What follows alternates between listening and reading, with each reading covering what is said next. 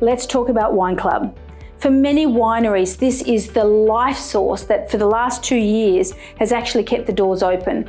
And the reason why is that even in a pandemic, people drink wine. Now I get asked all the time, Yvonne, how can I get more people onto my wine club? And I want to share a couple of top tips.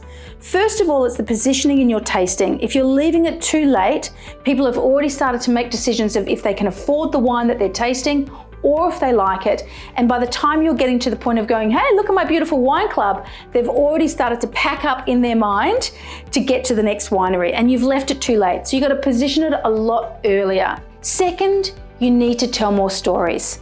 All the teams that I train, they're usually very good at the product. They can tell me all the bits and pieces, but they need to craft a beautiful story. The joy of being in a cellar door in a winery is that you have the most premium experience for selling wine. You've got a person sitting at your bar or standing in your cellar door, swirling a glass of wine, and it's one of the most premium ways to actually get someone to say yes. But it doesn't happen by chance.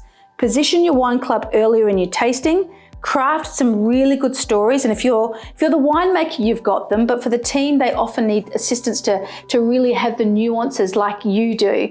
But get those stories, have the customer feel into the magic of buying and tasting and drinking your wine. And then really, it's about being clear on the offer. Don't assume that they've read all the collateral or the posters or the brochures on the table. Be really clear at mapping out exactly what they're going to get, the benefits, the cost, the free freight, all of those bits and pieces, so that it's really easy for them to make a decision. Ultimately, once your customer has joined your wine club, please make sure that you get in touch with them very early on to congratulate them for joining and to really onboard them as a loyal customer. Those little things matter and will differentiate you from many other people who don't, because it's now seen as exceeding the customer's experience.